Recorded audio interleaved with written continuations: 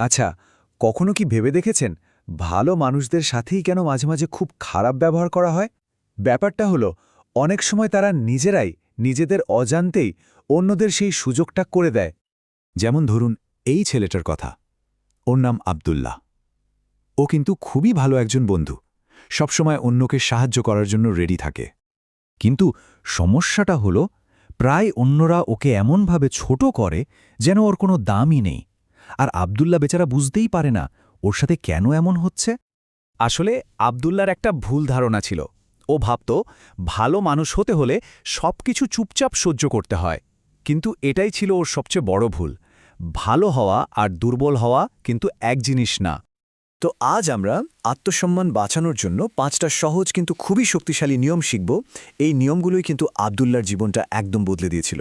কি সেই নিয়মগুলো? 1. মিথ্যাকে চেনা। 2. নিজের সময়ের মূল্য বোঝা। 3. অপমানজনক কথাকে থামিয়ে দেয়া। 4. একতরফা সম্পর্ক থেকে বেরিয়ে আসা। আর 5. নিজের জন্য কিছু ব্যক্তিগত নিয়ম তৈরি করা। আচ্ছা, তাহলে শুরু করা যাক প্রথম নিয়মটা দিয়ে। এটাকে আমরা বলতে পারি মিথ্যা ধরার যন্ত্র। দেখুন, আত্মসম্মান রক্ষার প্রথম ধাপই হল সত্যিটাকে গুরুত্ব দেওয়া। ধরুন আব্দুল্লাহর এক বন্ধু ওকে একটা ছোট্ট বিষয়ে মিথ্যা বলল। এখন মিথ্যাটা ছোট না বড় সেটা আসল কথা না। আসল কথা হলো কেউ যখন মিথ্যা বলে তখন সে আসলে এটাই বুঝিয়ে দেয় যে সে আপনাকে বা সত্যিটাকে কোনো সম্মানই করে না। আগে হলে কি হতো? আব্দুল্লাহ এসব দেখেও চুপ করে থাকত।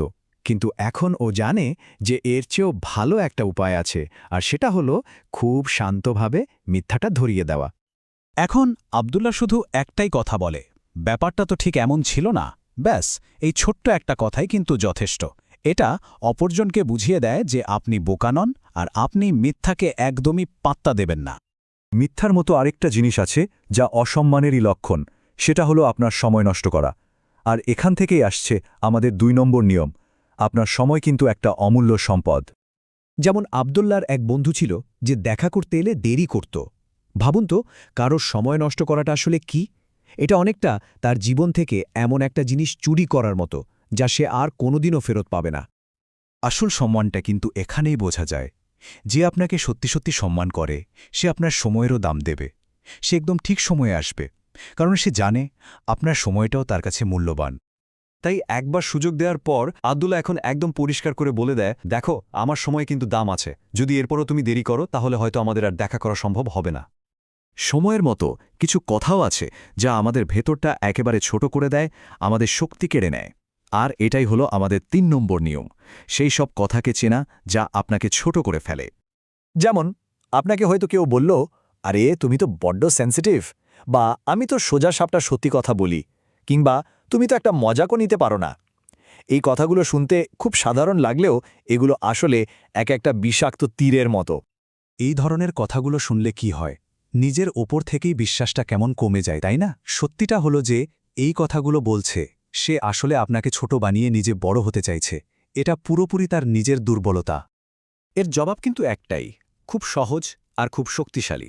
আব্দুল্লাহ এখন খুব শান্তভাবে বলে, আমার সাথে এভাবে আর কথা বলবে না।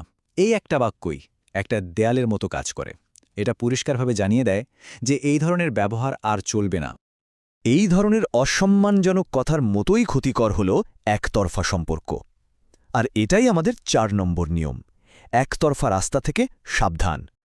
আব্দুল্লাহর কথাই ধরুন, ওর বন্ধুদের জন্য সবসময় হাজির। কিন্তু যখন আব্দুল্লাহ নিজের সাহায্যের দরকার হয় তখন হঠাৎ করে দেখে যে সবাই খুব ব্যস্ত।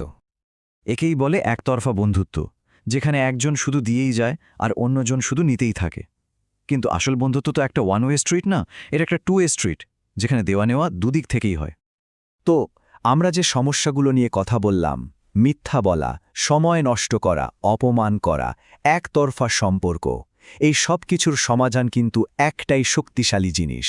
আর সেটাই আমাদের শেষ এবং সবচেয়ে গুরুত্বপূর্ণ নিয়ম, আপনার নিজের একটা ব্যক্তিগত নিয়ম বই। বাউন্ডারি বা সীমা জিনিসটা কি? এটা আর কিছুই না, নিজেকে বাঁচানোর জন্য নিজের তৈরি করা একটা সহজ নিয়ম।